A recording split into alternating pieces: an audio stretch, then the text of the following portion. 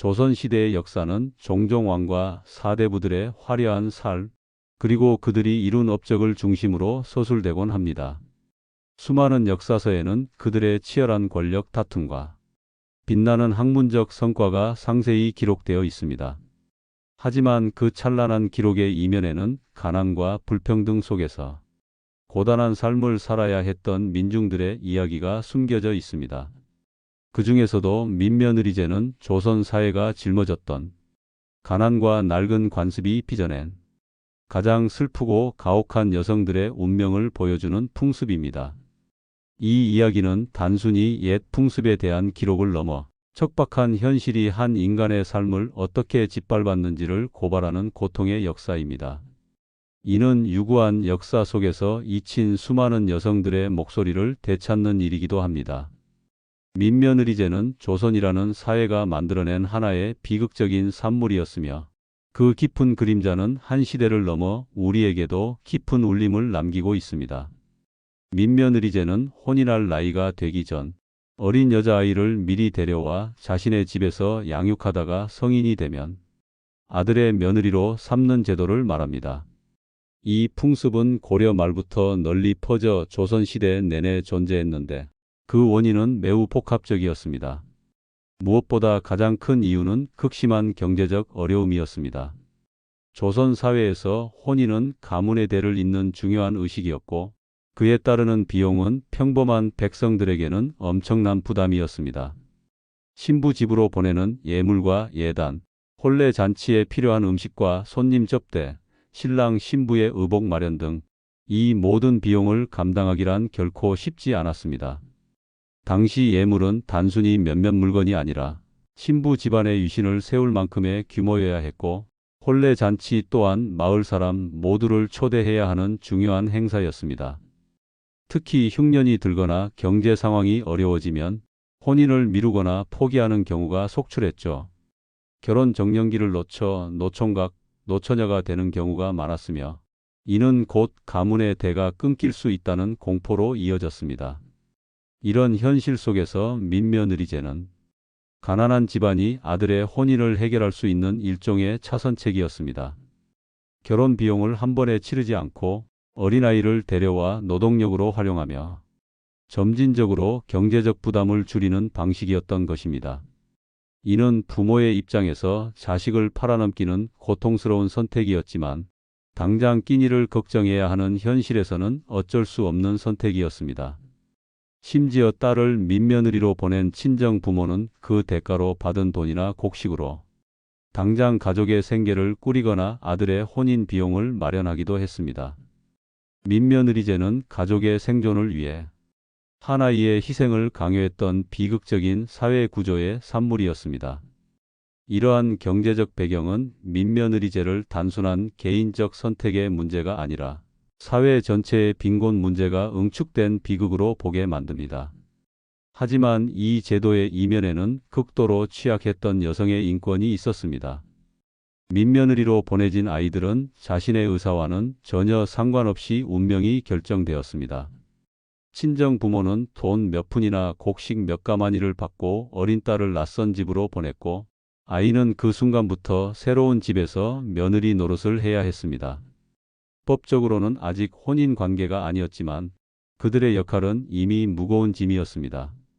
이른 새벽부터 일어나 집안의 모든 살림을 도맡아야 했고 밥 짓기와 빨래, 바느질은 물론이고 밭일과 가축 돌보기 같은 고된 노동에도 시달렸습니다. 차가운 새벽에 얼어붙은 우물에서 물을 길어 올리고 무거운 절구로 곡식을 찢는 일은 어린 소녀가 감당하기에는 너무나 벅찬 일이었습니다. 여름에는 무더위 속에서 떼약볕에 밭을 매야 했고 겨울에는 손발이 꽁꽁 언 채로 빨래를 해야 했습니다. 시어머니의 꾸중은 일상이었고 조금이라도 실수를 하거나 일을 게을리하면 돌아오는 것은 매서운 비난뿐이었습니다. 그들은 가족이라는 따뜻한 울타리 대신 값싼 노동력이라는 차가운 현실에 놓여 있었습니다. 당시 사회에서는 딸을 시집 보내는 것을 출가외인이라 하여 친정 식구로 여기지 않았고 민며느리로 팔려간 아이는 더욱더 친정의 보호를 받을 수 없는 처지였습니다.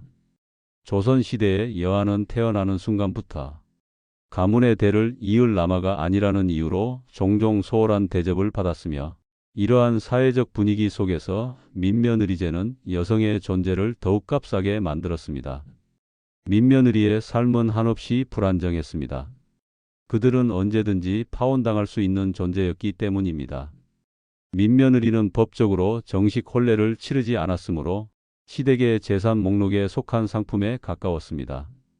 만약 시댁에서 아이를 들인 후에 더 좋은 집안에 혼처가 생기거나 혹은 남자아이가 병으로 죽는다면 민며느리는 아무런 보상도 받지 못한 채 친정으로 되돌려 보내지거나 더 비참하게는 다른 집에 다시 팔려가기도 했습니다. 이들은 자신의 미래를 스스로 선택할 권리가 전혀 없었고 오직 시댁의 결정에 따라 삶이 좌지우지되었습니다. 조선시대의 여성이 남편을 섬기는 도리인 칠거지약조차도 민며느리에게는 적용되지 않았습니다. 그들은 정식 며느리가 아니었기에 쫓겨나는데 법적인 이유조차 필요하지 않았던 것입니다. 심지어 아이를 낳고 나서야 비로소 정식 며느리로 인정받는 경우도 많았는데 이는 민며느리가 단순히 가문의 대를 잇기 위한 도구로 여겨졌음을 보여주는 비인간적인 사회상을 반영합니다. 이들의 삶은 마치 상품처럼 취급되었으며 혹독한 노동에 시달리다가도 언제든 버려질 수 있다는 불안감 속에서 살아야 했습니다. 이러한 불안정성은 민며느리들의 정서적 고통을 더욱 가중시켰을 것입니다.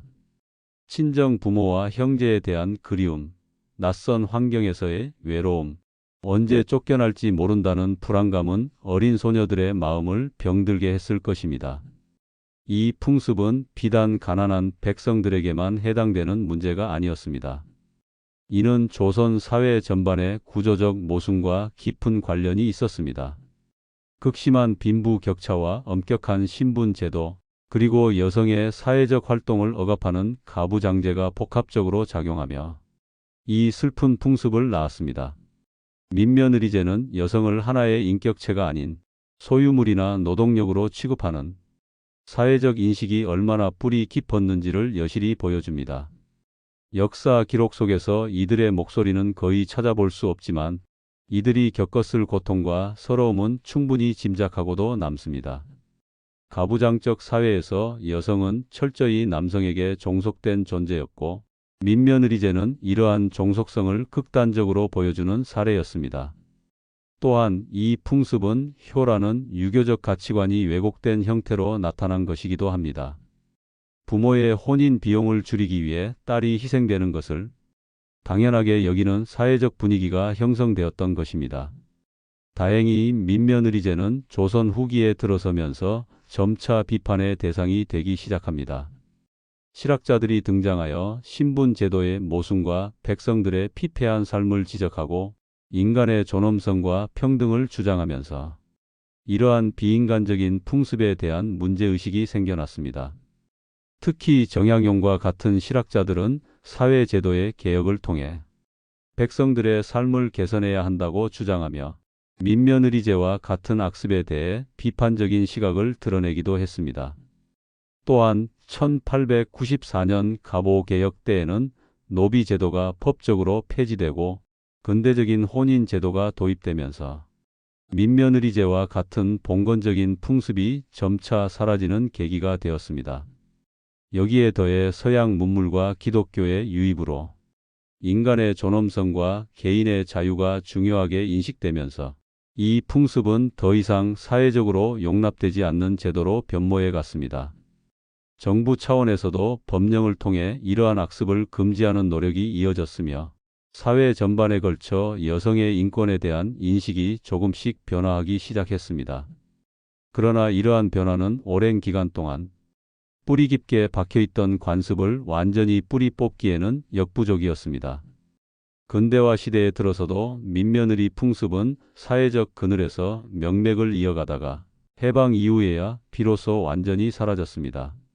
민며느리제가 완전히 사라진 것은 근대에 들어서였고 그 아픔은 수많은 여성들의 가슴에 깊은 상처로 남았습니다.